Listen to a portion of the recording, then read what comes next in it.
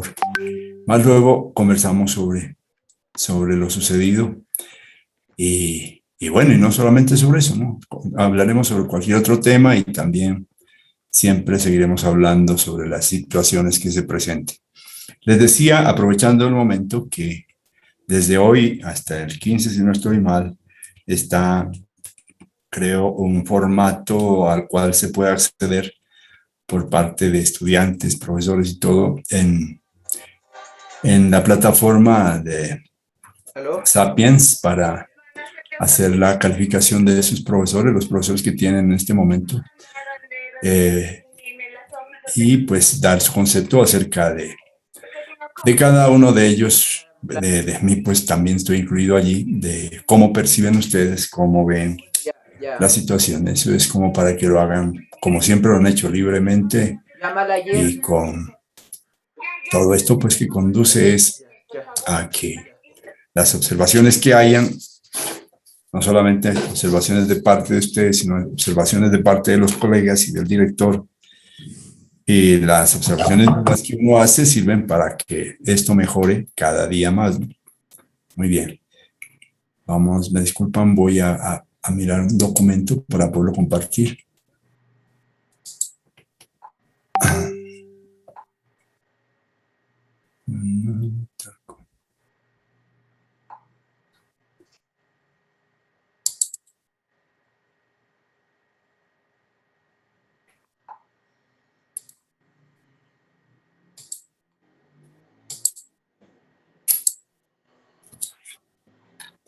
Bueno.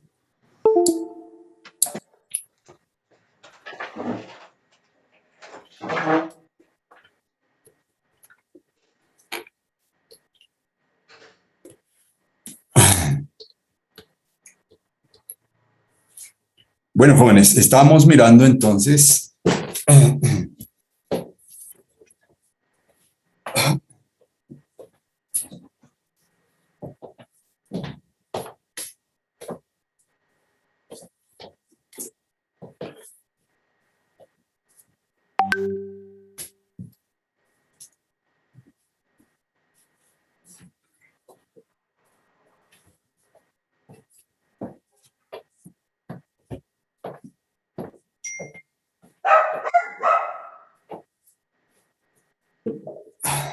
muy bien.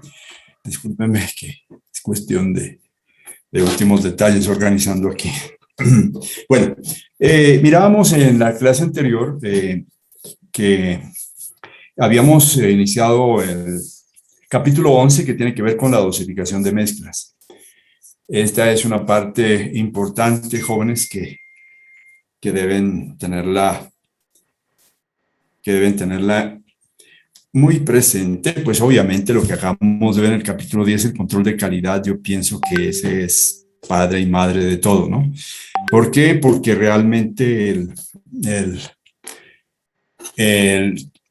digamos, el tratar de conseguir un objetivo, y en este caso particular, un resultado de una mezcla proveniente de unos ingredientes, como es la mezcla de concreto, este producto debe ser concebido, logrado con calidad, y para lograr esa calidad hay que tratar de cumplir con las exigencias que se presentan por parte de las entidades que están, digamos, dictando normas o estableciendo normas para este efecto. Entonces, digamos, en nuestro caso es la norma sismoresistente, la norma de construcciones sismoresistentes, la que en su capítulo quinto da las pautas y establece, digamos, las limitaciones en cuanto al logro de la calidad en las mezclas de concreto. Entonces, después de ese capítulo 10, que es el control de calidad, que es importantísimo, viene este capítulo 11, que tiene que ver en efecto ya con la dosificación de mezclas de concreto, y esta dosificación debe cumplir con lo dictaminado, lo prescrito en el anterior capítulo 10, que pues de mejor manera está en la norma sismoresistente, ¿no?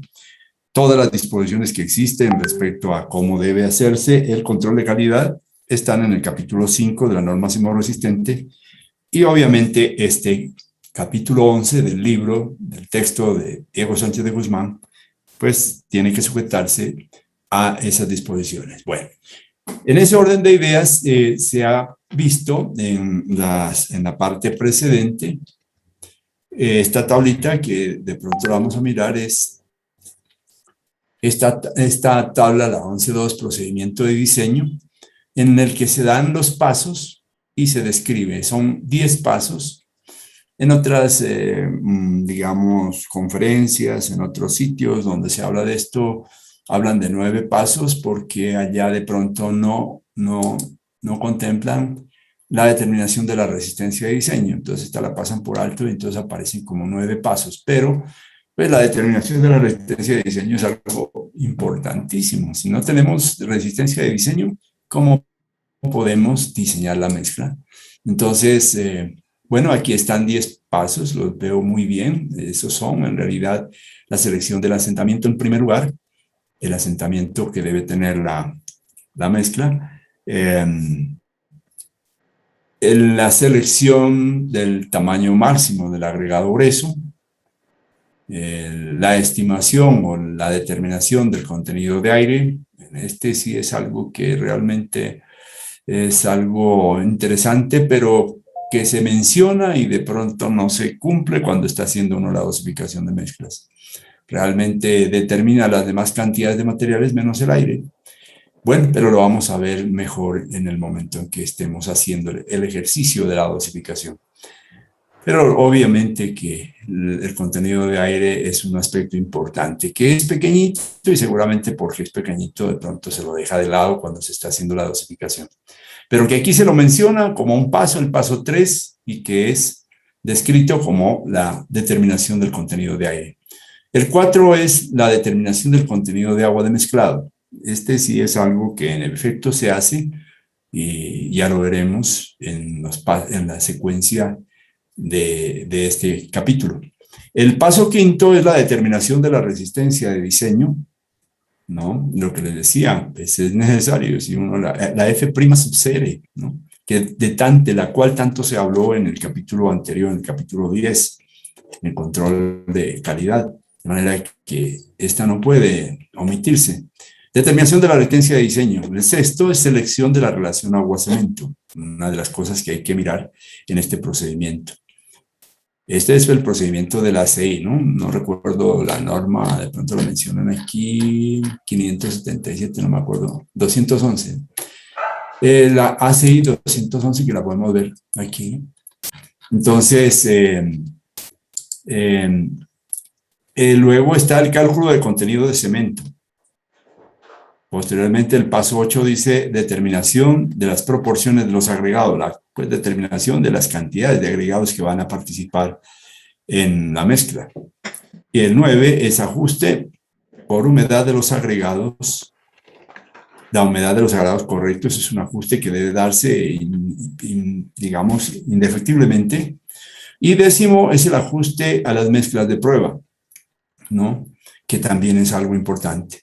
Esto de las mezclas de prueba nos dice, jóvenes, que realmente lo que uno determina en el proceso de dosificación inicial no es como tan cierto como decir como 2 más 2 son 4 y el 4 es el resultado y es inobjetable.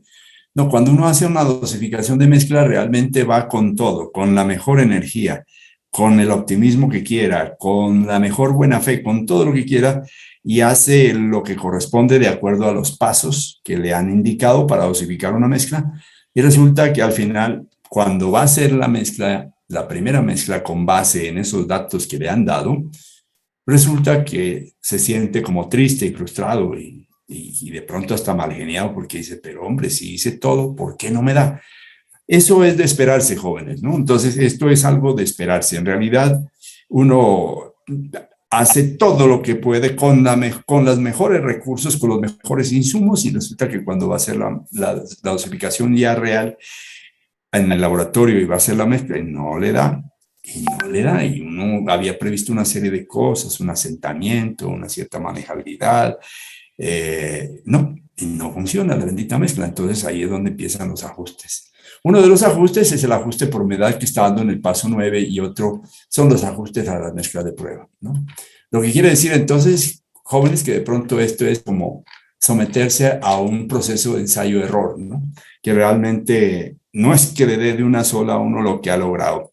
Por alguna cosa de coincidencia en la alineación de tres planetas, diría yo, podría decirse que sí le está dando, pero realmente eso es algo que no siempre es así y tiene que tener conciencia uno de que tiene que hacer mezcla de prueba. Bueno, la selección del asentamiento, entonces el primer paso, ya lo habíamos leído, es necesario que lo miren ustedes. El asentamiento se refiere, a ver si de pronto puedo abrir algún documento por aquí. Excusen un momentico, a ver si de pronto puedo.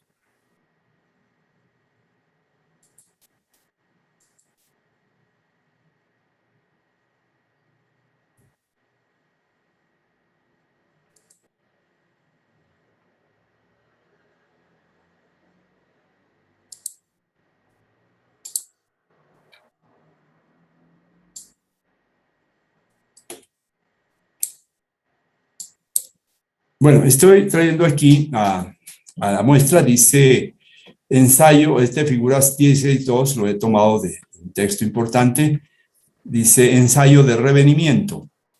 Así lo llaman la mayor parte de las veces en distintos países, revenimiento, lo que nosotros llamamos asentamiento, ¿no? Entre paréntesis dice asentamiento en cono de Abrams, ¿no? Para la consistencia del concreto.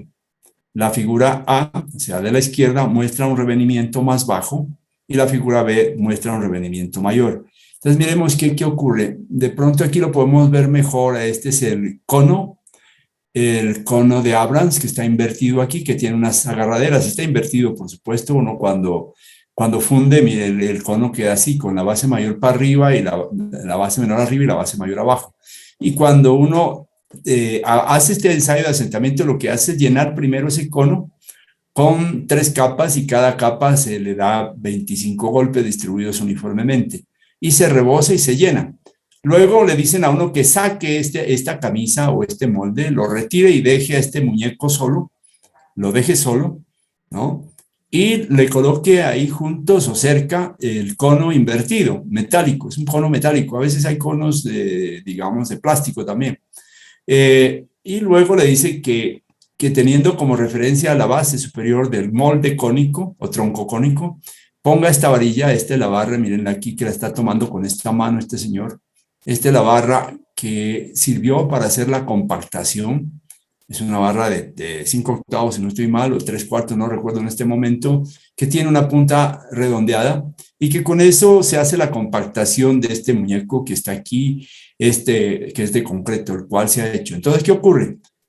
Colocan inmediatamente el cono invertido allí, se sacó del molde, se retiró el molde y ese molde inmediatamente se coloca al lado y se pasa la varilla compactadora aquí y se mide con una regla aquí qué distancia hay entre este punto por debajo de la barra y el sitio donde se asentó este cono.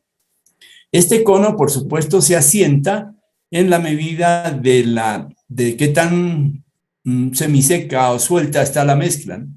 Entre más suelta esté la mezcla, más desciende este muñeco después de salir del cono. Diríamos que aquí hay un asentamiento muy pequeño o lo que llaman ellos revenimiento menor. Aquí dice, para la consistencia de la figura A, muestra un revenimiento más bajo. Ojo, entonces revenimiento es sinónimo de asentamiento en el cono. Es lo que se mide allí. Entonces, cuando el revenimiento o asentamiento es muy pequeño, quiere decir que la mezcla es poco manejable. Es poco manejable Es una mezcla obviamente para un propósito determinado y para cuando se la coloque tendrá que utilizarse buena energía de compactación porque ella normalmente no se desplaza por sí misma. Como la pueden ver, el cono se asentó hasta ahí, podría decirse que se midió seguramente unos 3 o 4 centímetros por debajo de la barra o máximo un 5 se podría medir, se diría que ese es el asentamiento. Pero este es entonces el caso A, ¿no? La figura A. Y la figura B muestra otro caso donde una mezcla que se hizo bajo las mismas condiciones, llenando este molde troncocónico al derecho, pues ahí está al revés ahorita, que la base menor está para abajo, se hizo se fundió, digamos, en este icono algo parecido a esto, pero realmente se lo retiró y cuando se lo retiró era tan fluida la mezcla que se abrió, se regó, se expandió y mire el asentamiento tan grande que tiene o el revenimiento alto, ¿no? Lo que nos está indicando entonces aquí la diferencia entre la consistencia del tronco de cono en la parte izquierda y la consistencia del tronco de cono en la parte derecha. Estaba la mezcla muy fluida y pues al sacarla del molde nomás se bajó totalmente, se abrió y uno al medir mide otra vez con esa misma regla o con el instrumento que tenga, aquí está mostrando el mismo instrumento, la distancia que hay entre la parte media, digamos, de la mezcla, cómo quedó, y la parte inferior de la barra que sirvió para compactar ese cilindro. Este es el asentamiento o revenimiento y como podemos ver aquí, este es mucho más grande que acá. Entonces, esta mezcla es muy fluida, es una consistencia, digamos, fluida y, por supuesto, el revenimiento, dice, es mayor o el asentamiento es mayor. ¿Qué es lo que determina que el asentamiento sea mayor o menor? Pues el tipo de obra que va a hacer uno, ¿no?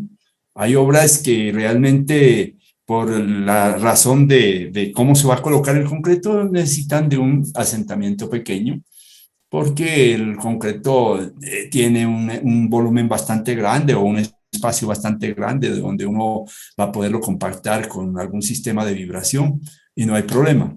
Pero hay otros concretos que a veces se requieren muy fluidos porque hay que someterlos a algún proceso, por ejemplo, transportarlos a través de mangueras por sistema de bombeo. Necesita que el concreto sea algo fluido, de lo contrario, si es muy duro, eso se va a llenar dentro de la manguera y se va a ajustar y no va a permitir tener la fluidez necesaria para poder recorrer la manguera en el interior y salir al lugar donde se lo transporta. Y las mismas obras, ¿no? Hay obras que por su misma naturaleza requieren de mezclas muy sueltas, muy fluidas digamos, para poderlas realizar, ¿no? Hay muchas cosas que ustedes pueden encontrar. Entonces yo traje este aquí para que lo miráramos y pudiéramos observar este aspecto que tiene que ver con el asentamiento que se llama en nuestro medio colombiano, revenimiento lo llaman en otras partes, México, creo que en la mayoría de países lo llaman revenimiento, nosotros aquí en Colombia es que lo llamamos asentamiento como más directo, asentamiento que experimenta la muestra después de sacada del cono de Abrams. Muy bien. Entonces, se me está olvidando hacer la grabación. Vamos a hacer la grabación. ¿Dónde está? ¿Dónde estamos? Recording in progress. Muy bien, entonces les mencionaba sobre el revenimiento o asentamiento. Entonces vamos a volver nosotros a la parte donde estamos. Precisamente se está hablando de este primer factor que es la selección del asentamiento. Esta selección del asentamiento depende de la obra que se vaya a hacer, depende de las características particulares de cada situación para poder determinar qué asentamiento, ¿no? Entonces aquí aparecía esta tabla, la 11.3, donde se habla de los asentamientos, ¿no? Asentamientos recomendados según el tipo de obra, ¿no? Que si es muy seca, semiseca, media, húmeda, muy húmeda, etcétera. Entonces se tienen diferentes tipos de asentamientos en milímetros y se emplea en tipos de construcciones de diferentes elementos estructurales, el sistema de colocación, cómo se hace, el sistema de compactación, ¿no? Este es algo que también lo habíamos mirado. Bueno, luego viene la parte correspondiente a a la selección del tamaño máximo del agregado. También esa selección del tamaño máximo del agregado, recuerden que el agregado más grande en una mezcla es el agregado grueso o el agregado medio, ¿no? El agregado grueso son las gravas, el agregado medio son las gravillas y el agregado fino pues es el más delgadito, ese no tiene ningún problema. Entonces, al que hay que medirle es el tamaño máximo, es al agregado grueso. Y el agregado grueso, pues uno lo compra a una cantera donde trituran el material y uno lo pide del tamaño máximo que considere adecuado para la obra que corresponda. Entonces, ese tamaño máximo del agregado va a depender de la situación de la estructura en particular que uno va a hacer, ¿no? Entonces, ahí les decía yo la vez pasada que existen 3 exigencias que siguen siendo las mismas por parte de la norma. Esta es la A, que dice la quinta parte de la separación mínima entre los lados de la cimbra, ¿no? B, las 3/4 partes del espaciamiento libre mínimo entre barras o varillas o alambres individuales, torones o ductos de refuerzo, lotes de varillas o entre el acero y la formaleta. Es decir, que deben haber espacios, o sea, que los espacios que se están presentando en la estructura, imagínense una estructura donde hay una cantidad de barras de refuerzo que van a quedar embebidas en un elemento estructural, digan ustedes una columna, una viga, una losa, una zapata, pues debe haber concreto reforzado. Y entonces el concreto hidráulico se refuerza con el acero. Entonces el acero va a estar presente y entre las barras de acero o varillas de acero van a haber separaciones entre ellas. Esas separaciones son las separaciones libres a las cuales se refiere y el literal B cuando dice que el tamaño máximo del agregado que uno seleccione debe ser las 3/4 partes del espaciamiento libre entre las varillas, entre esas barras. Entonces, eso hay que mirar. Entonces, esa condición de las barras que van a existir allí son las que los que lo inducen a uno o lo llevan a examinar cuál es el tamaño máximo que va a emplear en esa mezcla, ¿no? Y la tercera dice la tercera parte del espesor en el caso de losas. En realidad, las losas de concreto, las que ustedes conocen por allí que se llaman planchas, dice vamos a hacer una plancha de concreto, pues el término técnico de ustedes en adelante como ingenieros es losa o placa. Losa de concreto es el término como más difundido, pero placa también, una placa de concreto, pero no plancha, ¿no? Entonces, esa losa de concreto tiene un espesor, y el espesor es el grosor, el grueso que tiene, y ese grosor, pues, va a depender del tipo de obra que uno va a hacer, ¿no? A veces hay losas delgaditas que pueden tener hasta 8 centímetros de espesor, o 6 incluso. Imagínense, 6 centímetros. Ustedes lo pueden mirar en su regla, mirar 6 centímetros.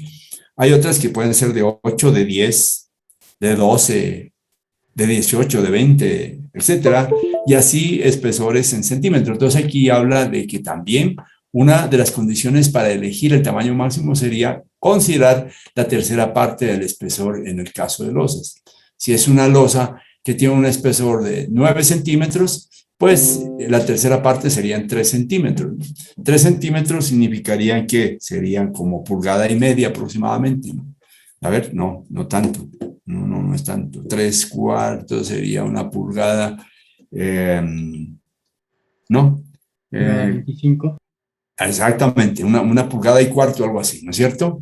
Exactamente. Entonces, mire que uno tendría que estar limitado a eso. En el caso de las 3/4 partes ¿qué es? No 3/4 partes, dice la tercera parte del espesor de la losa, tercera parte del espesor de la losa, 3 centímetros.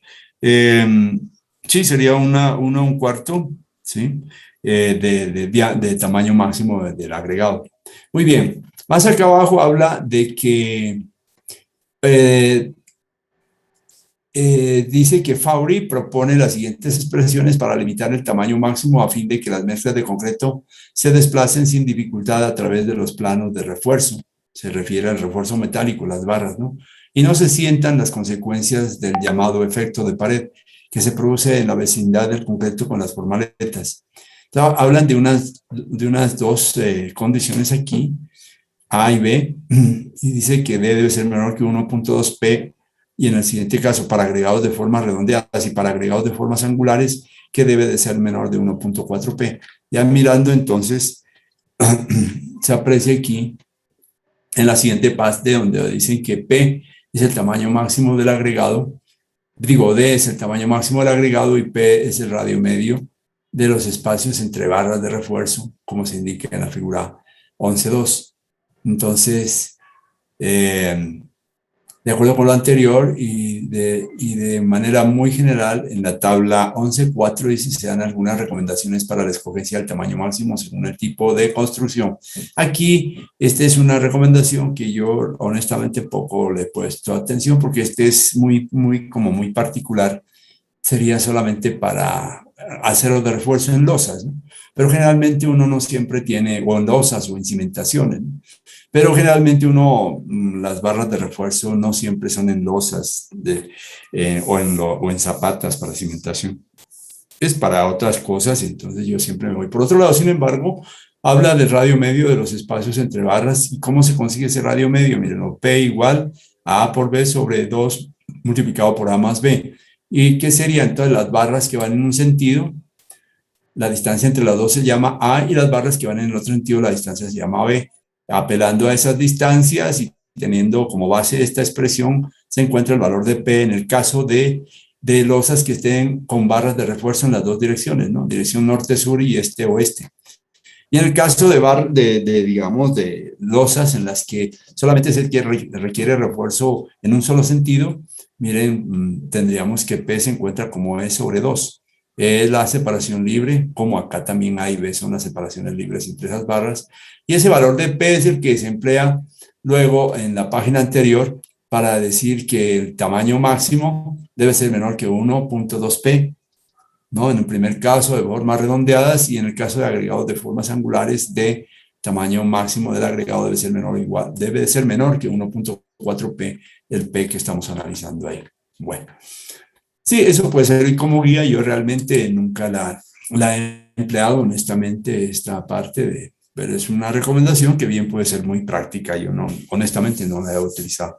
Yo generalmente, digamos, atiendo a esta tabla, la 11.4, dice tamaño máximo agregado según el tipo de construcción, que es lo que más se presenta, ¿no? Dimensiones mínimas de la sección, muros reforzados y vigas y columnas, ¿cierto? Está hablando de qué es de los tamaños máximos de agregado grueso según el tipo de construcción, ¿cierto? El tamaño máximo entonces sería de media a 3/4. En el otro caso están hablando de la dimensión mínima de la sección, ¿no? De 6 a 15, que puede ser la dimensión mínima de la sección, o de 19 a 20, o de 30 a 74, o de 75 más. Aquí entonces le dan la situación de qué tipo de tamaño máximo puedo utilizar. Por ejemplo, miremos, dice que cuando se tiene una dimensión mínima se refiere como al espacio en el cual se encuentra la colocación de un refuerzo, donde se va a colocar una cantidad de barras de refuerzo. ¿Qué sería? En muros reforzados, vigas y columnas. Cuando esto se da en muros reforzados y en vigas y columnas, dice que debe utilizarse tamaños máximos de 1,5 a 3 pulgadas, ¿no? A 3 pulgadas. ¿No? Entonces, podría pensarse en eso. Grande, bastante grande. Cuando son muros sin refuerzo, pues sin refuerzo no tiene ningún problema. Sería de 3 pulgadas, el tamaño máximo que uno puede elegir. Y cuando son losas muy reforzadas, ¿no? Dice que el tamaño, igual que en el caso anterior, iría de 1,5 pulgadas a 3 pulgadas como tamaño máximo. Y losas sin refuerzo, poco reforzadas también, de 3 pulgadas. Entonces, como digamos, como unas guías en este caso para la situación de la selección del tamaño máximo. Aquí muestran una figurita, la 11.3, que se refiere a la influencia del tamaño máximo en la resistencia. Es importante que reflexionen. Muchos de ustedes son bastante inquietos, bastante inquisitivos. Mucha gente de ustedes realmente no se conforma con mirar lo que yo les estoy diciendo, sino que va más allá y eso es importante y así tiene que ser. Y por supuesto, muchos son personas que se quedan con inquietudes que luego las consultan.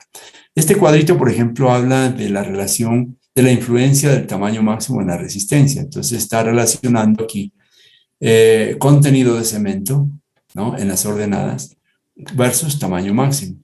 Entonces, mírenlo, el contenido de cemento, perdón, aquí, de 150 kilos por kilogramos, por metro cúbico debe ser, ¿no? Aquí está mal estos centímetros, no puede haber 150 kilos por centímetro cúbico. Contenido de cemento debe ser de 150 kilos por metro cúbico de mezcla, ¿no? Entonces aquí hay un error, yo no lo había visto, pero bueno, vale la pena 150, 200 kilos, 250, 300, 350, 400. Cada vez que sube esto quiere decir que estamos tratando con mezclas mucho más ricas en cemento. Obviamente ustedes saben que la riqueza o la pobreza o la mezcla depende de la cantidad de cemento que exista. Entonces podemos ver que mezclas muy pobres serían de 150 kilos de cemento por metro cúbico de mezcla. Ya una más, una mejorada 200, una mucho mejor 250, ya 300 es una buena medida, ¿no? 300 de ahí para adelante y empieza a enriquecerse, 350, 400, bueno. Y en la medida que esto va subiendo, vamos a tener en cuenta entonces aquí en las ordenadas la cantidad de cemento por metro cúbico y en las abscisas el tamaño máximo. Entonces, ¿qué tanto puede uno hacer en el tamaño? ¿Cómo incide el tamaño? Podría ser yo una mezcla libre sin pensar que voy a estar restringido por la separación de barras. Nadie me va a molestar y voy a hacer mezclas. Una mezcla la hago con 3/8, tamaño máximo. Otra la hago con tamaño máximo de 3/4. Otra la hago con tamaño de 1,5. Otra la hago con tamaño de 3 y otra la hago con tamaño de 6 pulgadas, ¿no? De aquí han hecho entonces, han graficado una serie de curvas en las que se muestra que realmente la cantidad de cemento, digamos, o los contenidos óptimos de cemento para las mezclas, ¿no? ¿Qué tenemos? Que entre más rica la mezcla, pues obviamente vamos a tener una resistencia de 315 a 350. Esta va a ser de 28, 35. Esta debe ser como de 5.500. Esto debe ser como de 400, 5.500. 3.500. Transfórmeme a alguien 3.500, que 4.500 libras, perdón, 5.000 libras, 5% de 35, 5.500 libras. ¿Cuánto nos daría? 5.500 multiplicado por 0.07, ¿sí? 5.500 por 0.07. Esto sería 385. Es muy probable que esta curva de acá sea de 385. ¿Sí? ¿Qué quiere decir? De resistencia, ¿no?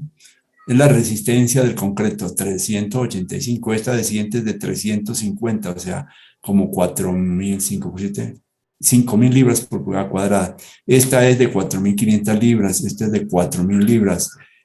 Bueno, esto está representado aquí en kilogramos fuerza sobre centímetro cuadrado, ¿no? F'(C), en kilogramos por centímetro cuadrado. Ustedes pueden ver que en la medida de la pobreza de la mezcla, pues las resistencias son bajitas, y en la medida que va enriqueciéndose la mezcla, las resistencias van a ser más grandes.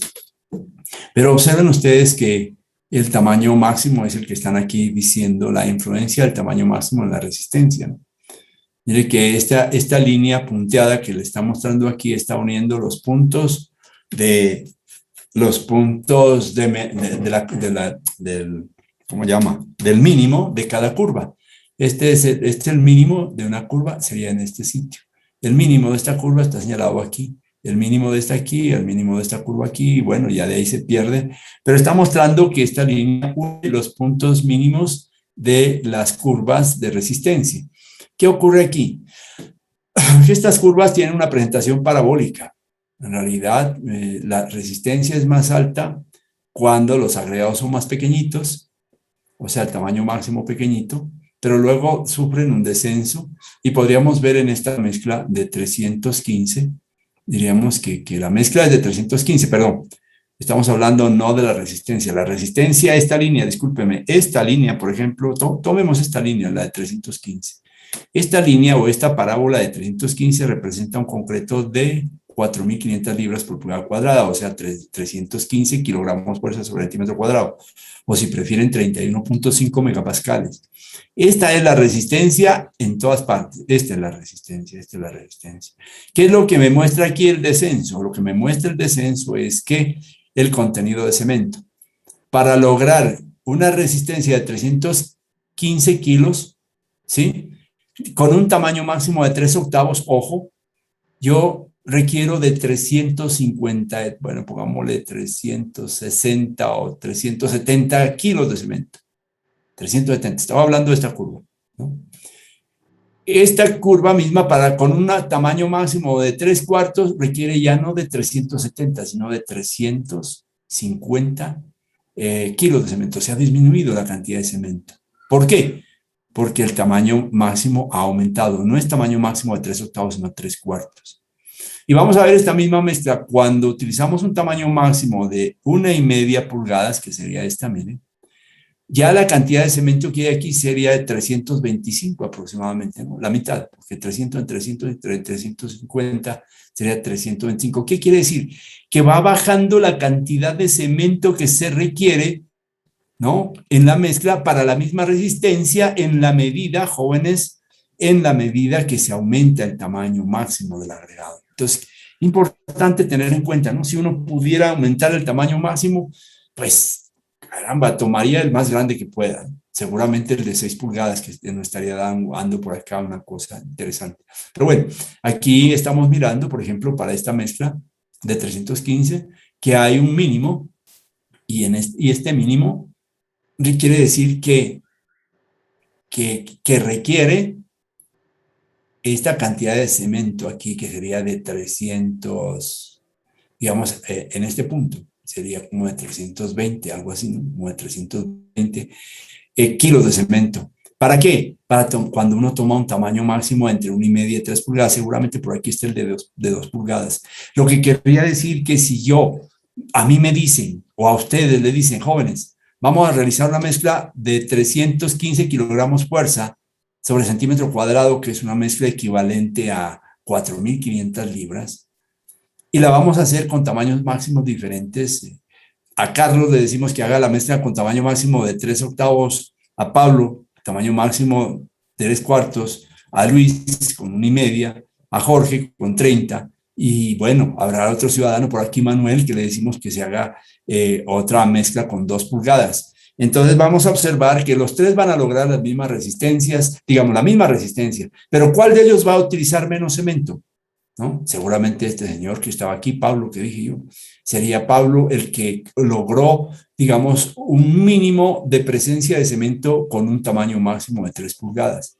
Entonces, la incidencia que tiene, jóvenes, el tamaño máximo, ¿no es cierto?, en la economía del proyecto, diría yo, ¿no? En la economía.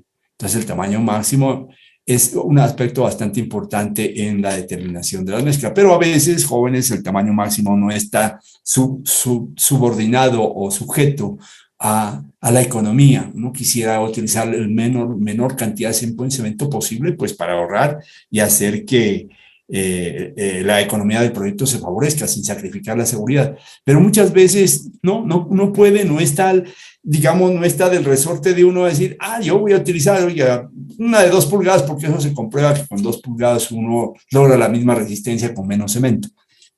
No, porque a veces la condición se la impone, la estructura misma, la cantidad de hierro que va a haber en la estructura, que va a haber mucho hierro, muchas barras, entonces esa separación de barras va a obligar a que los tamaños máximos sean limitados a un cierto máximo y no puede tener la libertad de decir, es que yo alguna vez vi por allá que con 2 pulgadas me salía mejor. No, señor, porque ahí no puede aplicar eso. Entonces uno se ve limitado con los tamaños máximos. Aquí esta gráfica es para quienes estén interesados hacia futuro. Miren cuál es la incidencia del tamaño máximo en las mezclas de concreto, ¿no?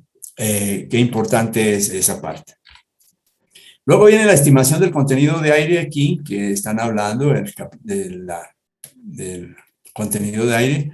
aquí viene una parte que se habla para interpretar esta tablita, la 1115, cantidad aproximada de aire esperado en concreto sin aire incluido y niveles de aire incluido para diferentes tamaños máximos de agregados. Habla de exposición ligera, de exposición moderada y de exposición severa. ¿Qué sería eso? Exposición ligera, digamos, leamos aquí, cuando se desee la inclusión de aire para otros efectos benéficos que no sean la durabilidad, por ejemplo, para mejorar la cohesión o trabajabilidad, ¿no? Para incrementar la resistencia del concreto como factor de cemento, pueden emplearse contenidos de aire inferiores a los necesarios para la durabilidad. Esta exposición incluye servicio interior o exterior en climas en los que el concreto no estará expuesto a agentes de congelación o hielo. Esta exposición ligera quiere decir aquellas obras, imagínense unas columnas construidas dentro de un edificio.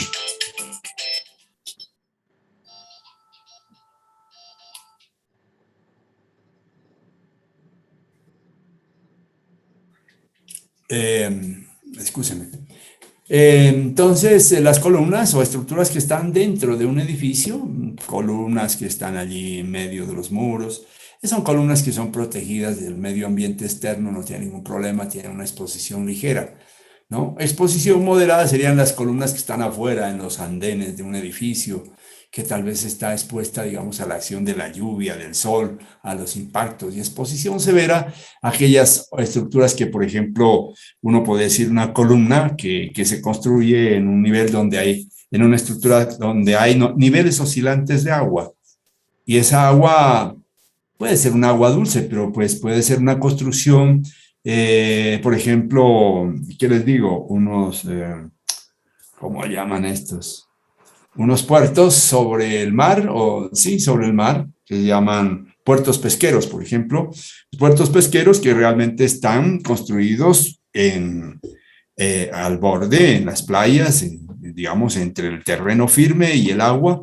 Y entonces esas columnas que soportan esas estructuras son columnas que están sometidas a niveles oscilantes del agua salada del mar, ¿no? En esos puertos pesqueros. Entonces, o puertos marítimos donde acceden los barcos que llevan grandes cargas, se han dado cuenta, grandes contenedores que llegan a los puertos, por ejemplo, aquí en Colombia, Cartagena, Barranquilla, donde llegan grandes barcos y esos puertos pues son construidos sobre estructuras que son las losas en concreto y las columnas son en concreto armado, o sea, son concretos bien impermeables y bien protegidos.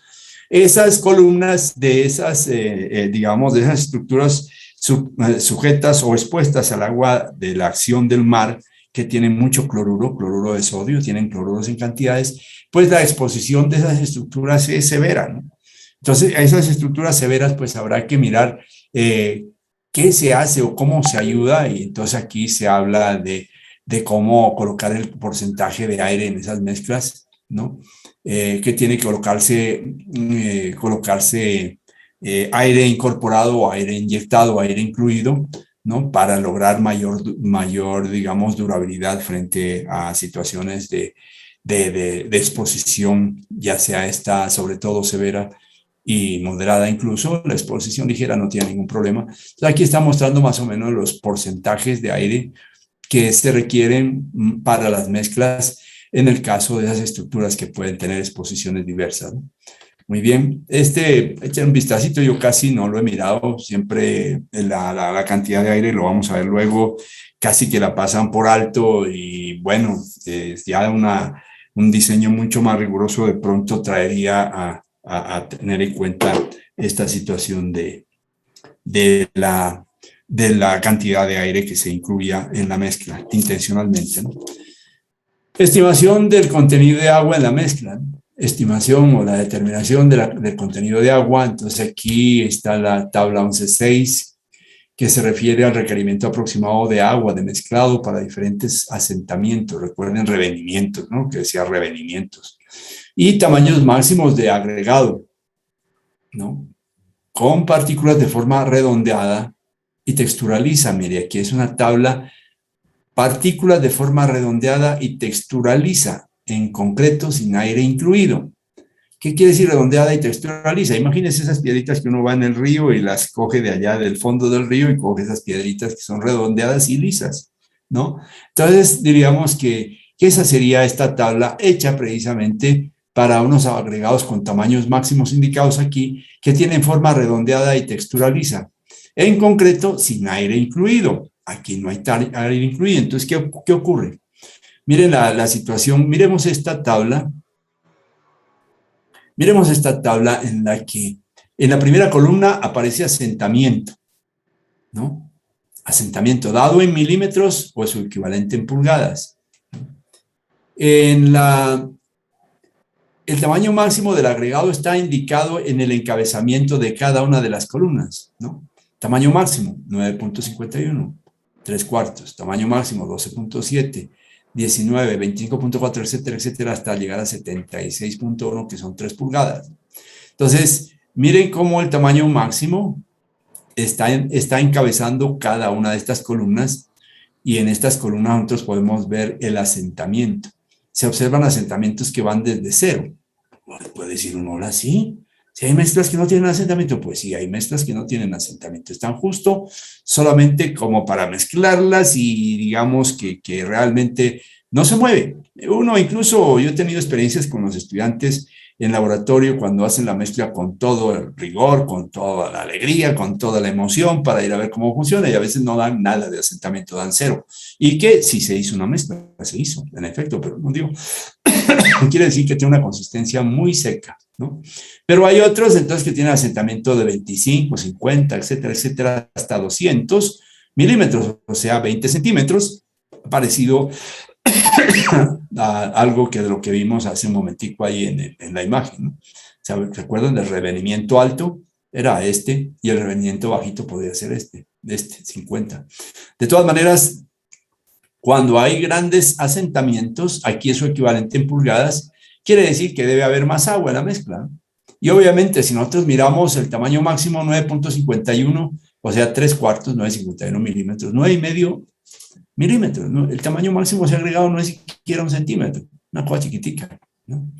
Entonces, nosotros tenemos que requeriría de agua de mezclado en kilogramos por metro cúbico de concreto. Ojo, sería la cantidad de agua requerida en kilogramos o en litros, se puede llamar, pensando que la densidad del agua es 1, en kilogramos o en litros por metro cúbico de concreto. ¿Qué tenemos entonces? Miren aquí, que cuando el asentamiento es cero se requerirían 213 kilos o litros de agua por metro cúbico de concreto. Que cuando el asentamiento es de 25 ya requiere un poquito más, 5 litros más. Que cuando el asentamiento sube a 50 milímetros ya se requieren 222 y así sucesivamente. Digamos que uno normalmente trabaja con asentamientos de 5, 50 o 75 milímetros. Profe, Sí, señor. ¿el 951 a qué se refería? Este 951 se refiere, es el equivalente a 3/4, ¿no? De pulgada, o sea, es el tamaño máximo del agregado que usted va a emplear. ¿Pero 3/4 de pulgada? 3/4 de pulgada. ¿No daría un poco más? Ah, debe ser 3/8, perdón, 3/8. Discúlpeme, ahí está mal el encabezamiento, tiene razón. 3/8. 3/8 y debe dar 9.51. Multiplique 3 por 0.3175 y debe dar eso, ¿no? O 3/8 de 2.54. Listo. Entonces le da 9.5. Jóvenes, en realidad, gracias por la observación al estudiante que me hizo el comentario. Esto no es 3/4, sino 3/8. El 3/4 está acá, ¿no? 3/4 está acá. Gracias por la observación. Es 3/8, tamaño máximo muy pequeñito. Pero miren que a la medida que crece el asentamiento, crece el agua, ¿no? De 213 a 244, miren cómo ha crecido. Son como 31 litros de agua, ¿no? Pero bueno, vámonos digamos, a una situación muy común que se van a encontrar ustedes. Normalmente el tamaño máximo que se requiere es 3/4. 1 pulgada también es factible, muy factible, 1,5, y a 2 empieza a ser como difícil. Habría que pensar en la obra que se va a hacer, pero en estructuras reforzadas, con barras de refuerzo, que van en un sentido y en otro. Bueno, generalmente uno está metido entre 3/4, 1 y 1,5 pulgadas, ¿no? Yo diría que media y 3/4, eso es como más bien teórico, pues pueden haber casos, pero pensemos siempre en 3/4, 1 y 1,5. La de 2 pulgadas también, pero también es raro porque depende de las condiciones particulares de la obra para poder pensar en tamaños grandes, porque ya 2 pulgadas es grande, y pues con mayoría son 2,5 y 3. Entonces hablemos de la de 1 pulgada, ya que estamos entre estas tres. Hablemos de 1 pulgada. Si tenemos un tamaño máximo de 1 pulgada y queremos un asentamiento de 3 pulgadas en el cono de Abrams, un revenimiento de 3 pulgadas, imagínense 75 milímetros o 7,5, requeriría de agua de 172 litros de agua, ¿no? 172. Mire, esto es más pequeñito que lo que se requería cuando el asentamiento era 0 en un tamaño máximo de 3/8, ¿no? 213, aquí mire 172, ¿no? Entonces, como puede verse, en la medida que corremos columna a columna hacia la derecha, el agua se va disminuyendo, ¿no? Por ejemplo, digamos aquí, en 75, 226, 202, 187, 172, 160, 150, 141, 136. Claro, en la medida que el tamaño máximo crece, se necesita menos agua para bañar a los agregados. En la medida que los agregados son más pequeñitos, se necesita más agua para formar más pasta de cemento y poder rodear a los agregados. Entonces, en la medida que los agregados sean más finos, se requiere más agua, ¿no? Y en la medida que estos sean más gruesos, se requiere menos. Además, pues obviamente es natural que en la medida que se requiera mayor asentamiento, se requiere de más agua. Entonces, podríamos decir que la que más requiere agua, saliéndonos de las columnas que estamos analizando, sería la de tamaño máximo 3/8 para un asentamiento de 20 centímetros, 244 litros. Y la que menos requeriría agua por metro cúbico, ojo, es en litros por metro cúbico o en kilos de agua por metro cúbico, sería para el tamaño máximo de 3 pulgadas, para un revenimiento 0 sería de 123, ¿no? Serían prácticamente la mitad casi, ¿no?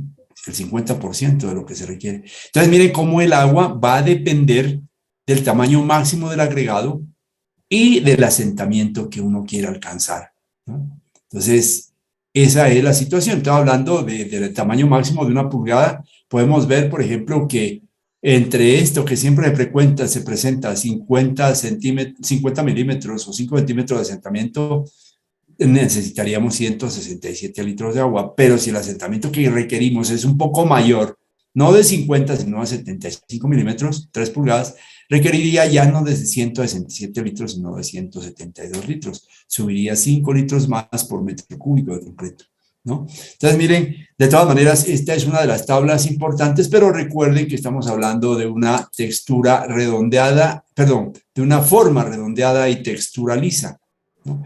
Ese no es el caso de aquí en Pasto.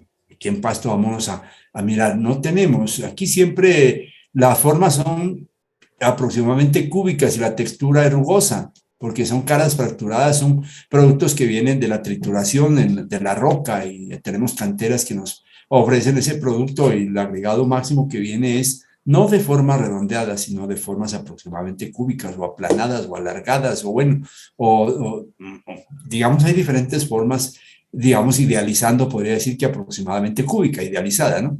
Y de textura rugosa. Entonces, este no nos serviría, entonces tendríamos que ir a otra parte. Miren que esta es la 11.6, nos iríamos a otra que sería seguramente la 11.7. Miremos qué dice la 11.7. Requerimiento aproximado de agua de mezclado para diferentes asentamientos y tamaños máximos de agregado con partículas de forma angular. Es así, de forma angular o de forma aproximadamente cúbica y textura rugosa, que ese sería el caso nuestro. En concreto, sin aire incluido también. Entonces, miren cómo esta situación para las mismas condiciones, ojo, los mismos asentamientos que van de 0 a 200 y los mismos tamaños máximos desde 3/8, que había que corregir esto, siempre se les fue aquí. El valor acá equivalente no está mal, pero sí el valor en pulgadas sí está mal. 3/8 hasta 3 pulgadas sigue manteniendo el mismo formato, ¿no? Entonces, el tamaño máximo del agregado y el agua para mezclado en kilos por metro cúbico o en litros por metro cúbico de concreto. Miren para el ejemplo que nosotros colocamos allá. Para 75 milímetros de asentamiento y para un tamaño máximo de 1 pulgada, aquí se está requiriendo de 188. cuando allá en la otra tabla que miramos era de 172, ¿no? En la que acabamos de ver hace ratico, 172 era 188. Mire que se ha subido 18 litros. ¿Cuál es la razón? Obviamente porque aquí ya no tenemos un agregado de forma redondeada, sino es angulosa y la textura no es lisa, sino rugosa. Entonces va a tener mucha más superficie de contacto y que tiene que haber más agua para poder para satisfacer esa demanda. Entonces, miren, estas tablas en realidad son resultados de experiencias que se han vivido en diferentes partes y han dado como consecuencia que se presenten estas tablas con esos valores que se recomiendan, por supuesto, para cuando uno va a diseñar una mezcla, ¿no? Entonces, uno debe partir de que tiene un asentamiento, que ya sabe cuál es el tamaño máximo y con base en eso elegirá cuál es la cantidad de agua que va a requerir por metro cúbico para esa mezcla. Bueno, seguimos con la siguiente, que es ya con aire incluido, que es de la misma forma, no nos interesa. Yo creo que para nosotros, en el ejercicio que vamos a hacer, vamos a hablar de esta tabla, la 11.7, que es requerimiento de agua para, digamos, para agregados de forma angular y textura rugosa, ¿cierto? Muy bien. Entonces, miremos enseguida otra parte que es, bueno, ya aquí incluso, mire, hasta aquí está todavía estas tablas, pero que no nos interesa. Pues sí, si se diera el caso, pues sería bueno, pero realmente, miren, esta dice que es también para la 11.9, para partículas de forma angular y textura rugosa, en concreto con aire incluido, ¿no? Aquí concreto con aire incluido, podemos comparar y mirar, digamos, si de pronto para comparar vale la pena, ¿no? Si nosotros estábamos mirando antes la que decía yo que es de forma angular y textura rugosa, pero sin aire incluido allá, y ahora con aire incluido aquí, y aquella que tenía, digamos, esa textura rugosa, digo, forma angular y textura rugosa, sin aire incluido, requería que para 75 y para tamaño máximo era 188, ¿no? Mire que aquí bajó a 169. Entonces quiere decir que se bajó la cantidad de agua. Para el mismo agregado, forma angular, textura rugosa, con tamaño máximo 1 pulgada, con asentamiento de 75, el mismo ejemplo, bajó. ¿Por qué? Porque este ya tiene aire incluido. Y el aire incluido, jóvenes, para que lo recuerden, es como se inyecta con algún aditivo químico, aditivos que se compran en el mercado, aditivos impulsores de aire. Ese aditivo va a propiciar que la mezcla se formen una cantidad de burbujas, microburbujas. Las microburbujas van a ser como efecto de esferitas que permiten un deslizamiento de la mezcla más fácil. El aire incluido le permite a la mezcla mayor manejabilidad, ¿no? Entonces le permite mayor manejabilidad. Entonces, al tener mayor manejabilidad, pues uno suprime el agua. Porque el agua generalmente uno la emplea es para darle mayor manejabilidad a la mezcla, pero si tengo aire incluido y el aire incluido me inyecta pequeñas esferitas en la mezcla, pequeñas microesferas de aire, ¿no? Pequeñas microesferas microscópicas, esas esferitas hacen que la mezcla se deslice más fácilmente como efecto de balines internos en la mezcla y lo que hace es conferirle mayor manejabilidad y por tanto, jóvenes, le disminuye la cantidad de agua, ¿no? Importante tener en cuenta esa situación. Lastimosamente, que el aire incluido, pues así como facilita la manejabilidad y también el aire incluido va a propiciar mayor durabilidad en aquellos climas que son de los países nórdicos, ¿no? Donde pues hay mayor exposición al hielo y al deshielo. Allá sí funciona el aire incluido, pero ¿qué es? Pero nos va a disminuir la resistencia de la mezcla, porque al fin y al cabo es aire y va a disminuir la resistencia, aunque aumente la durabilidad, ¿no? Entonces tengamos en cuenta eso. Bueno, esas son las tablas que se dan aquí en este texto para que las tengan como referencia. No se olviden que cuando haya que dosificar, ustedes bien pueden utilizar estas tablas viniendo a buscar aquí. Yo creo que la tabla 11.7, la que vamos a emplear siempre, la que dijimos, de la misma condición, forma angular y textura rugosa, pero sin aire incluido, esa es la que emplearemos en ejercicio seguramente que nos toque a nosotros en este medio. Determinación de la resistencia de diseño, bueno, si ya la sabemos, ya la hemos visto, que F' sub C debe ser igual a F' más C más T por sigma, y que hay que ceñirse a unas disposiciones que hay, ¿no es cierto? Eso ya lo habíamos visto en el momento en que vimos control de calidad. Este también es de los valores de T, recuerden, ¿no es cierto? Los valores de T, aquí han tomado una fracción no más de los valores de T. Ah, no, es la tabla, una tabla que está por allá, yo no me acuerdo que era, creo que era la 10.5 en el capítulo 10, en la cual se hablaba de la porcentaje de pruebas que caen dentro de los límites X barra X, X más o menos T sigma. Digamos que se hablaba de las áreas y que se hablaba de estos porcentajes y que hablaba del valor de T, ¿no? Que en la medida que T aumenta, ¿sí? Aumenta, se ve digamos, la probabilidad de menores defectuosos, ¿no? En la mezcla. Bueno, y estas fórmulas que también las vimos antes, y esta tablita que también se la vio antes con el título, no me acuerdo que era la 10 no sé qué, de la coeficiente para la corrección de la desviación estándar, esta expresión también la vimos.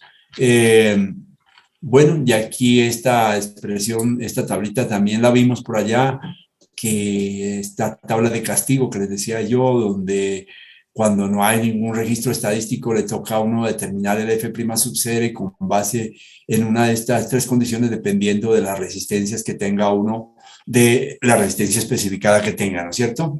Muy bien. Bueno, viene entonces la siguiente parte que es la relación agua-cemento, que es otro de los puntos. Bueno, la relación agua-cemento. Este es, uno puede decir así, si me están escuchando, sí, ¿no? Sí, profe. Gracias. Y aquí me parece algo raro. Ya, gracias. Selección de la relación agua-cemento. Esto sí que es, bueno, como todo, ¿no? Como todo, pero esta es una de las cosas supremamente importantes, la selección de la relación agua-cemento. Entonces, para esta selección de la relación agua-cemento van a encontrar muchas cosas por allí que es importante que le pongan atención. Dice, debido a que la resistencia del concreto se rige principalmente por la resistencia e interacción de sus bases constituyentes, ¿no? Pasta, agregados e interfaces de adherencia pasta-agregado. Ustedes saben que la pasta es cemento más agua. Es común que los diferentes agregados y cementos produzcan resistencias distintas con la misma relación agua-cemento. Por esta razón es importante conocer o desarrollar la correspondencia entre la resistencia y la relación agua-cemento, importantísimo.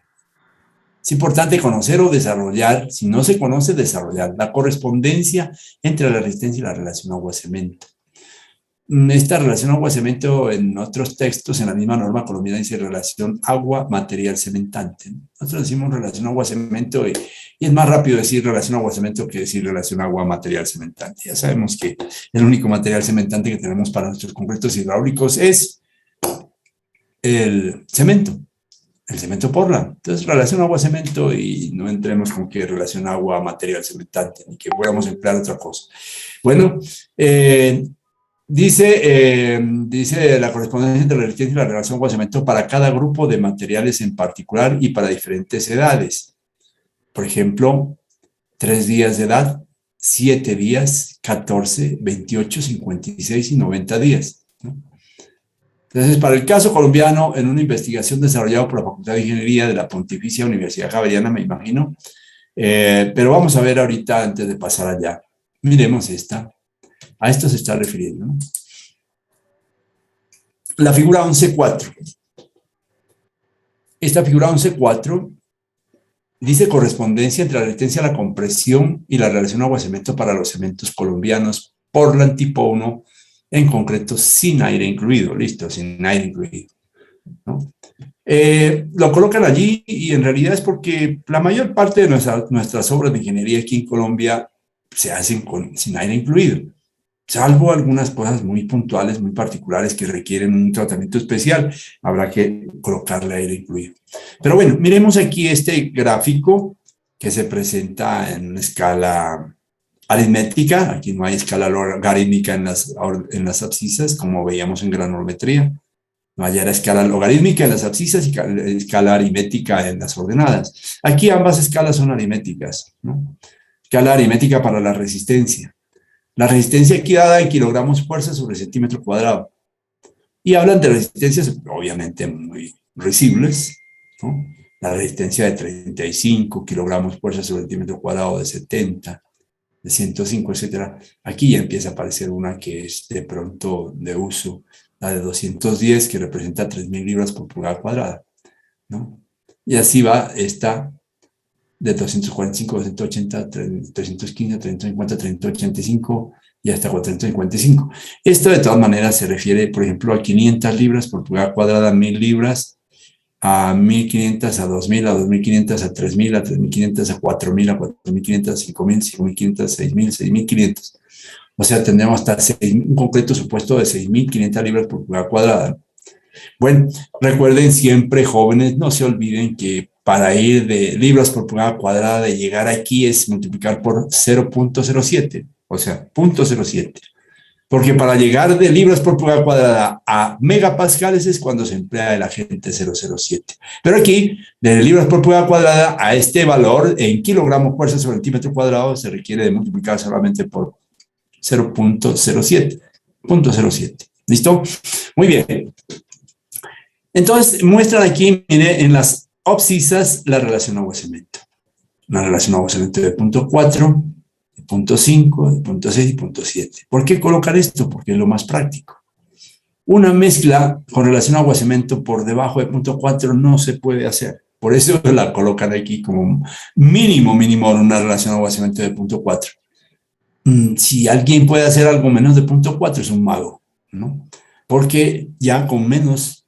a propósito, esta relación agua-cemento, jóvenes, antes de seguir adelante, métanse en la cabeza, se refiere a la relación del agua con respecto al cemento en peso, ¿no? Pongamos que hablemos de esta relación agua-cemento, bueno, de esta relación agua-cemento, 0.4. Pongamos para un saco de cemento. Un saco de cemento tiene 50 kilos, ¿no? Si yo tengo una relación agua-cemento de 0.4, ¿cuántos kilos de agua se necesitarían? ¿Cierto? Es 0.4 multiplicado por la cantidad de cemento, 50 kilos, sería 4 por 5, 20, se necesitarían 20 kilos de agua, ¿no? 20 kilos de agua para una relación agua-cemento de 0.4, porque 0.4 por 50 da 20, ¿no? Ahora, 20 kilos de agua o litros de agua, ojo. Yo siempre llamo más bien litros, teniendo en cuenta, jóvenes, que la densidad del agua la idealizo en 1, porque dicen que la densidad del agua tiene no sé qué, a cuántos grados de temperatura no sé qué. Bueno, se habla de que no es 1, sino 1.00 no sé qué, pero bueno, ya eso es hilar muy fino, ¿no? Entonces, vámonos, porque eso se los aconsejo a ustedes también, que en adelante cuando encontremos kilos de agua, pues podemos decirle litros de agua. Entonces aquí, simplemente para encontrar el peso de agua, pues obviamente 0.4, porque es relación en peso, por 50 kilos que tiene un saco de cemento. 5 por 4, 20, serían 20 kilos de agua o 20 litros. Aquí, el 50% de un saco de cemento serían 5 por 5, 25 litros de agua. Entonces, 20 litros de agua, 25. Estoy hablando en un supuesto, jóvenes, estoy hablando en un supuesto de que fuera un saco de cemento de 50 kilos.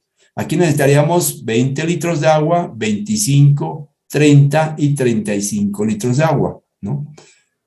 Para un saco de cemento, teniendo en cuenta que esto es, no se vayan a olvidar nunca, esto es relación agua-cemento en peso. No se van a equivocar, relación agua-cemento en volumen, se meten en un lío tremendísimo.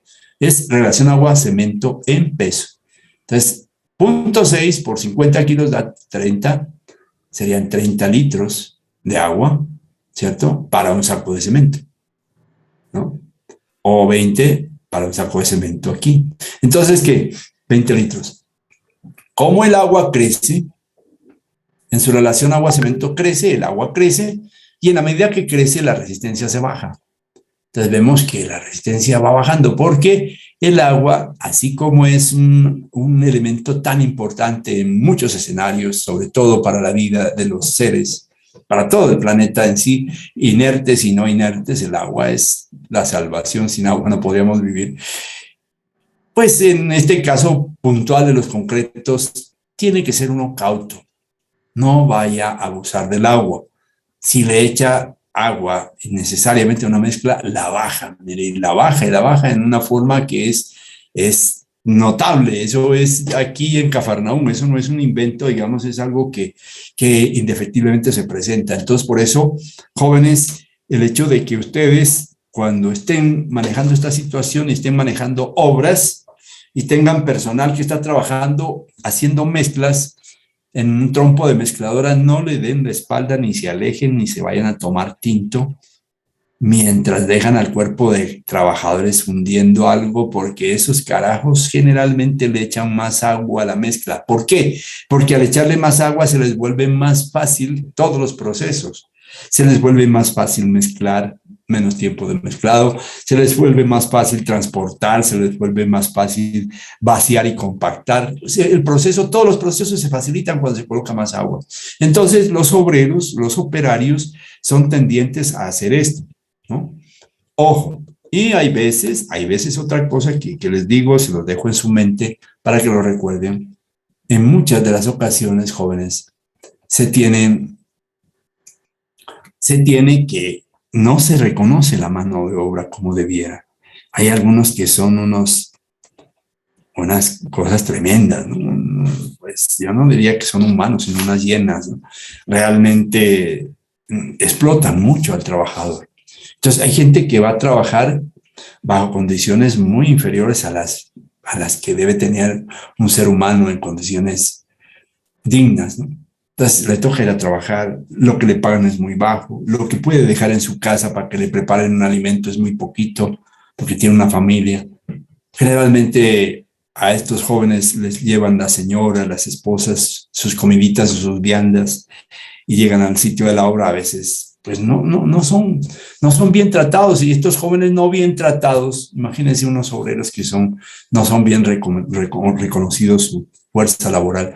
Pues hombre, apenas ve que el tipo se fue, o este tipo es mala gente, este tipo no nos paga, le hace cualquier diablura, o le aumenta la cantidad de agua a la mezcla, o se roba un poco de cemento, o se lleva alguna cosa, se lleva porque realmente se ve que está siendo atracado en una forma miserable en cuanto a su reconocimiento laboral. Entonces, es tremenda la cosa, ¿no? Entonces, uno de los aspectos que debe tener en cuenta unos jóvenes como ingenieros, como futuros ingenieros, ser honestos, ser correctos, tratar bien a la gente, interactuar bien. Correcto, lo que se debe pagar se le debe pagar, porque esas cosas no se deben hacer así. El que no paga ahora paga después, ¿no? Dice un dicho que no hay deuda que no se pague. ¿Qué? No hay plazo que no se cumpla, ni deuda que no se pague, ¿no? Entonces, uno debe ser correcto, jóvenes. Tratar al personal como debe ser, con su reconocimiento a su fuerza de trabajo como debe ser, para tener también autoridad para exigirle, hermano, usted no me está cumpliendo con lo que estamos diciendo aquí. Cuando se le reconoce, cuando no se le reconoce, puede que el tipo se le vaya a lebrestar a una idea, no joda, hermano, ¿usted qué quiere más si usted no paga nada, tal cosa? Entonces uno debe ser correcto, haz lo que debe ser hecho y tendrás el poder. Si hace lo que es correcto, tendrá el poder de exigir y el derecho a exigirle. Si la persona no responde bajo las condiciones, se le está haciendo reconocimiento en todo sentido y no responde, porque también hay de ese lado, ¿no? Hay gente que son mamagallistas, que también tampoco quieren, como que quieren ir a ver cómo sacan partido de algo sin comprometerse en lo que deben comprometerse con lo que debe ser, ¿no? Entonces, también hay gente jodida, eso sí. Y de todas maneras, cualquiera que sea la situación, entonces, jóvenes, hay que tener mucho cuidado. Entonces, les decía yo que no hay que dar la espalda. Muchos dicen, no, llego y tal, vamos y nos tomamos incluso una cerveza. Toma una cerveza allá en la tienda o en alguna parte y deja la hora en las manos de estos jóvenes que, bien o mal pagados, lo que sea, empiezan a hacer una feria, ¿ya? Y entonces baja esa resistencia, mejor dicho, y uno llega y recibe la obra y cree que está bien hecha, pero es una cosa que puede estar anunciando mucho riesgo, es decir, mucha cosa, se bajó la calidad totalmente, la que se había prescrito o la que se había previsto con tanto esfuerzo en el control de calidad, se perdió porque hubo un descuido del ingeniero residente o del ingeniero interventor. ¿Listo? Muy bien. Entonces, jóvenes, aquí se está dando, ya concentrándonos en esta, vemos una gráfica que tiene un límite superior y un límite inferior y que tiene una línea media. Yo realmente esta línea media, pues debe ser que le hicieron porque la hicieron con base en experiencia, porque dice que la Facultad de Ingeniería de la Pontificia Universidad Javeriana debe ser. Pero realmente no sé por dónde la línea media debería ir por el medio, pero debe ser por la resistencia, ¿no? Me imagino, yo no entiendo. De todas maneras, jóvenes, ahorita vamos a ver.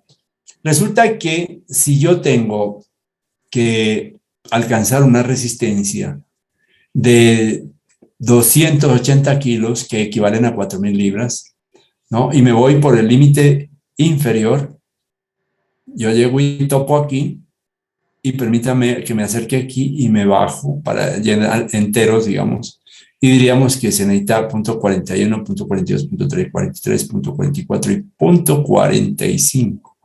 Sería aproximadamente punto 45, que sería esta línea, para lograr una resistencia de 280. Pues yo me estoy corriendo un poquito más a la derecha, ¿no? Se necesitaría una relación aguasamiento de punto 45, ¿no? Con el límite inferior. Pero con el límite superior, si yo me voy para allá, yo tendría con el límite superior tiene una relación agua-cemento que bajaría por aquí, que sería 0.585, ¿no? De miércoles, ¿a quién le creo entonces? El límite superior.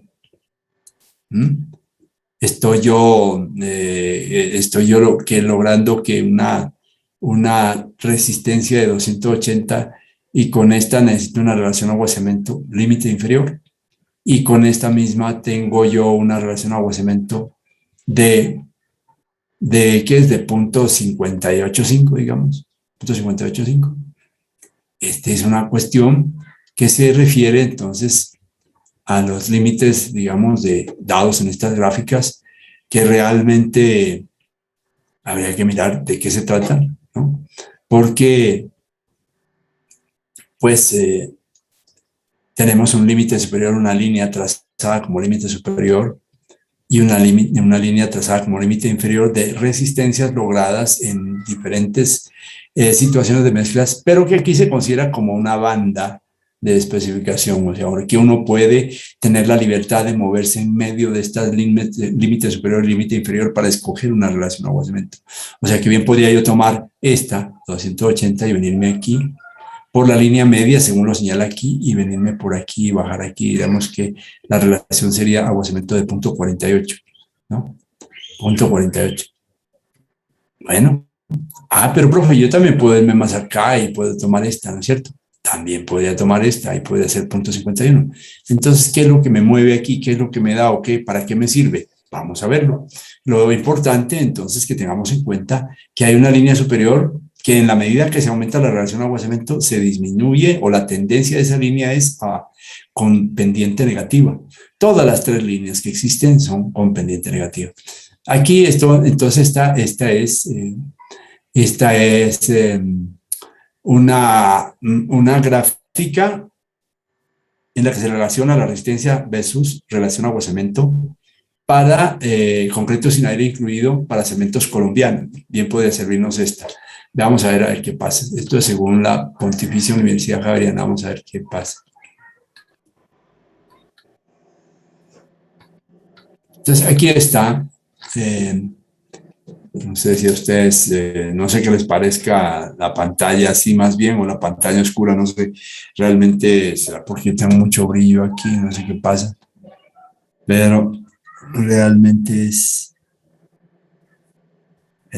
como ofensivo, por eso la coloco más bien en la zona sombreada. Y sobre todo es porque a veces me pierdo con el puntero, entonces por eso en esta forma sombreada yo puedo mover mejor aquí para que ustedes perciban o ubiquen mejor dónde estamos. Entonces, por la Universidad Javeriana se obtuvieron los valores mostrados en las curvas de la figura 1.4, o sea, la que acabamos de ver, que se reproduce en la tabla 11.13 esta. Allí se compararon los diferentes cementos tipo 1 colombianos, en concreto sin aire incluido, tabla 11.13, y con aire incluido, tabla 11.14, las que acabamos de ver, ¿no?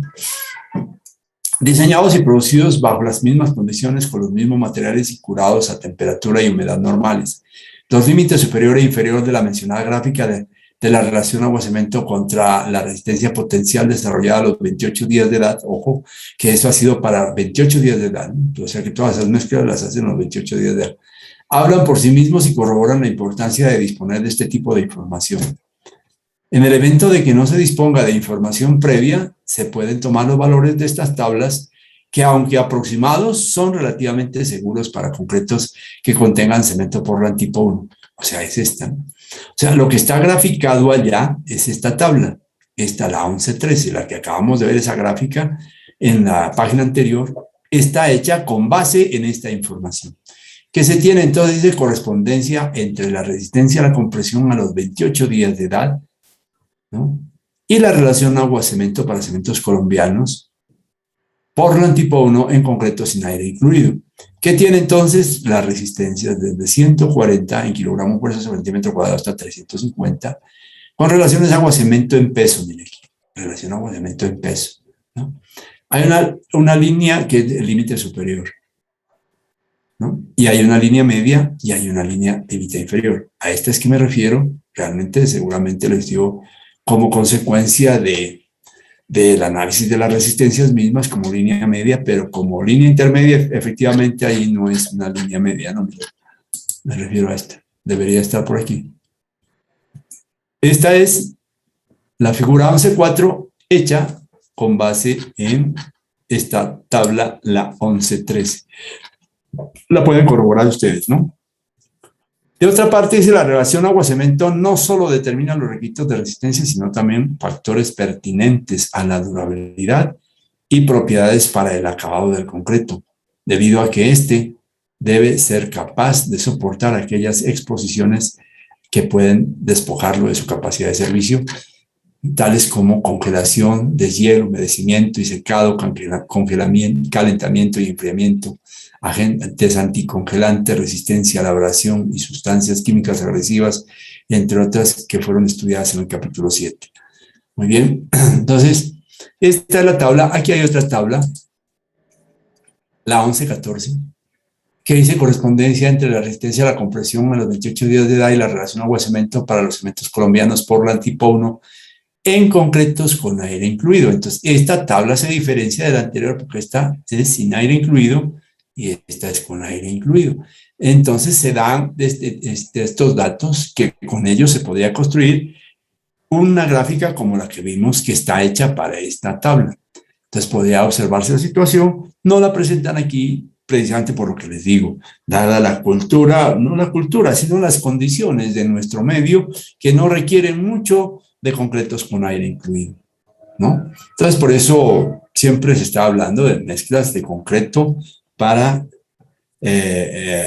condiciones sin aire incluido. ¿Listo? Muy bien. Entonces, aquí veamos el cálculo del contenido de volumen del cemento. Esto ya es algo, pues, ya es de mecánica nomás. Ya como se ha determinado la cantidad de agua por allá en una tabla, ¿se acuerdan? Que decía, dependiendo del tamaño máximo del agregado y del asentamiento, se determinaban, por decir algo, 182 litros de agua, 182 kilos, ¿no? Y acabamos de determinar la relación agua-cemento. ¿Con base en qué? Pues con base en la resistencia, ¿no? Ya decíamos una relación agua-cemento de 0.5, por ejemplo, aquí, ¿no? De 0.5. Entonces, imagínense 182 dividido entre 0.5. Entonces, como multiplicar 2 veces, eso te daría 182, 364, ¿no? Vean, 182 kilos de agua o litros de agua dividido en una relación agua-cemento de 0.5 haría 364, ¿no? Eso serían 364 kilos de cemento los que se requerirían para 1 metro cúbico de mezcla. ¿Cómo lo obtuvimos? Pues por datos que ya se han venido obteniendo gradualmente. Entonces, y bueno, y entonces de una vez se tiene ya el cemento, se tienen, ¿qué se tiene? El cemento, el agua, ¿qué más se tiene? A ver, habría que determinar entonces enseguida, el aire podría tenerse, pero bueno, digamos que tenemos el agua y el cemento hasta el momento. Ahora dice determinación de las proporciones de los agregados. Entonces, viene la parte correspondiente a la determinación de los agregados, ¿no? Entonces, es importante que los que lean esta partecita, porque esta determinación de las proporciones de los agregados se va a basar en dos maneras, ¿no? Yo voy a esa parte. Es decir, les pido el favor de que lean esta parte, ¿no? Esto de agregados controlados, conocidos pero no controlados, agregados nuevos, etcétera. Fíjense una leída, pero yo me paso directamente de cuando hablan de la determinación de las proporciones de los agregados, de la cantidad de agregados que van a entrar para formar esta mezcla que venimos logrando, en la que hipotéticamente ya habíamos determinado una cantidad de agua de 182 litros y de una cantidad de cemento que acabamos de ver de 364 kilos. Ahora que lo que vamos a determinar es la cantidad de agregados que van a entrar en esa mezcla. Entonces, para esto dice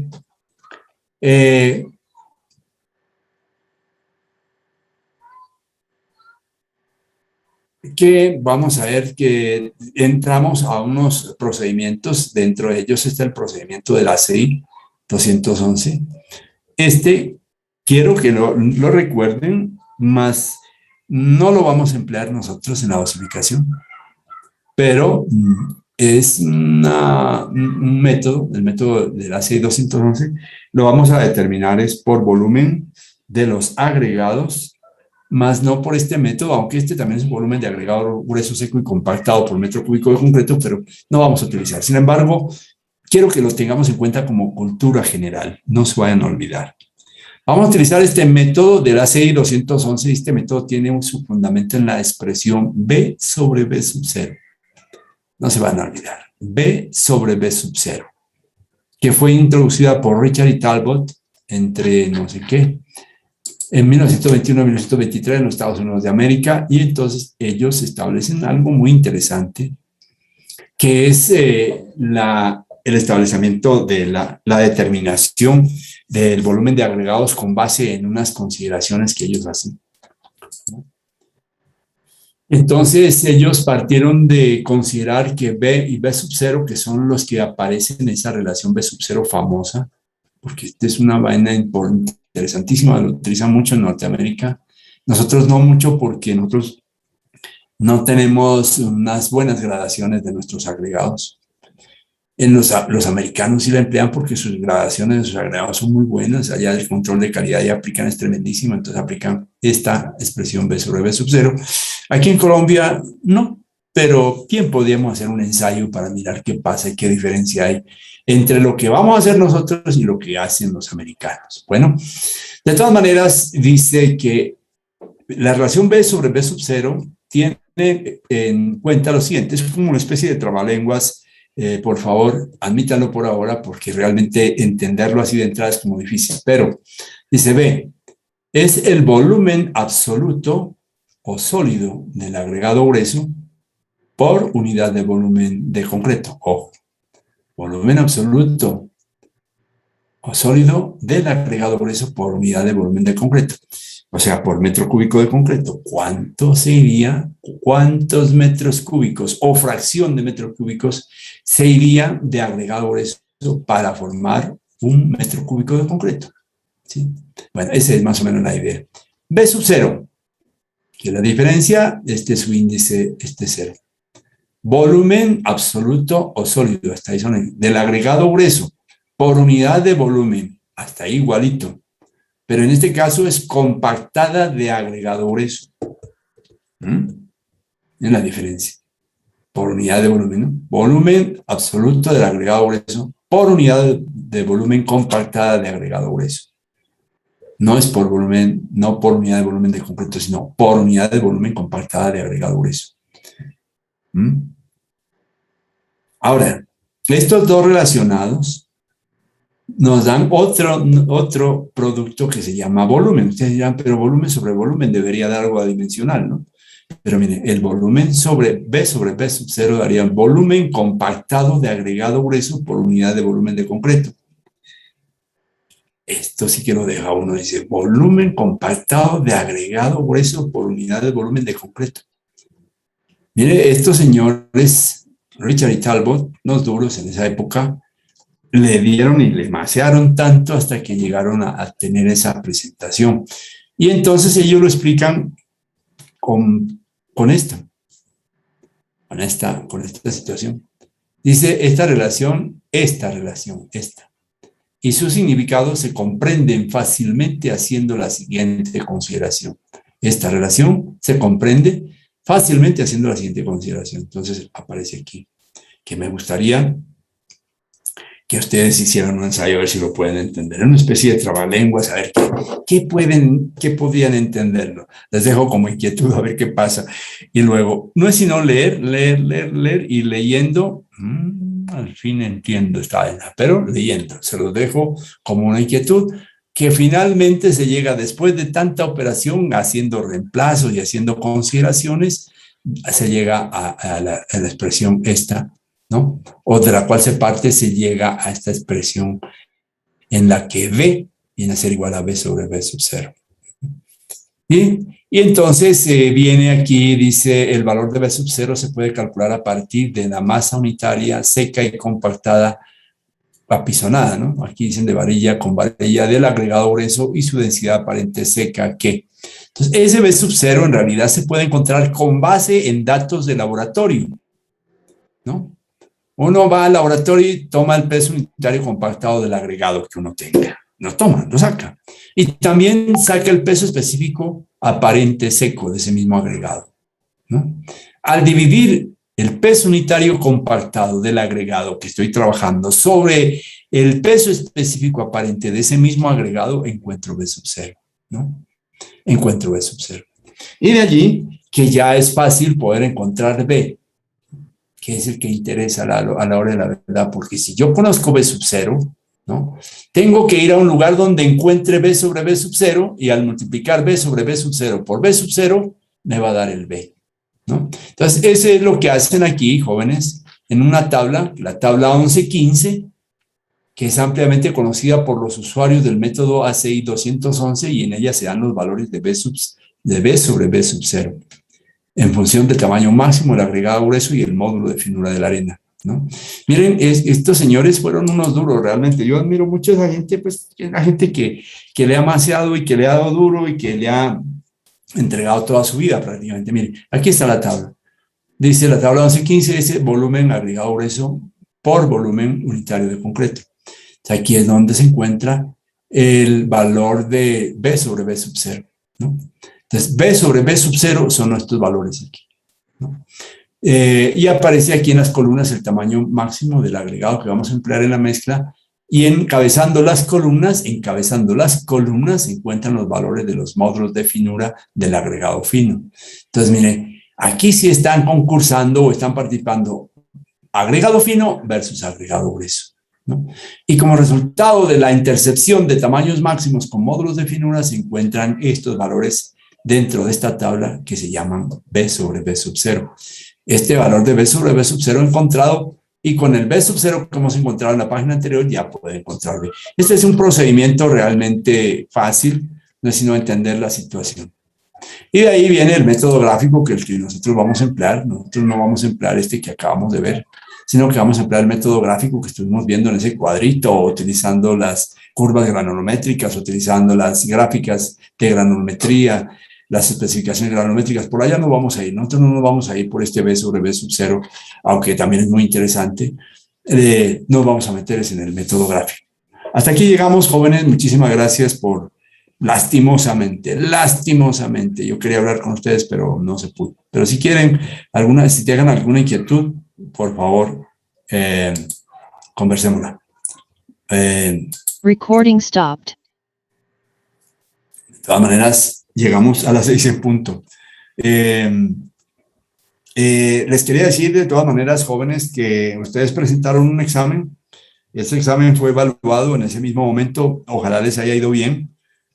Yo no tengo aquí las respuestas como para mostrárselas para que tengan como referencia, pero se las voy a hacer llegar con el fin de que vean en qué pudo estar mal y en qué estuvieron bien. Quiero decirles que tenemos examen el próximo fin de semana, no, el otro, posterior de la semana entrante, ¿no? Tenemos examen el día sábado, entonces a la misma hora. Entonces vayan observando digamos, vayan analizando y haciendo contemplando algunas observaciones que tengan para poderlas tratar en la clase siguiente. ¿Listo? De todas maneras, Profe, sí, señor. pues con respecto al primer parcial, yo creo que la mayoría de este grupo nos fue mal. ¿Les fue mal? Señor. Chale, qué bárbaros. Sí, profe, buenas tardes. ¿Qué tal? Buenas tardes.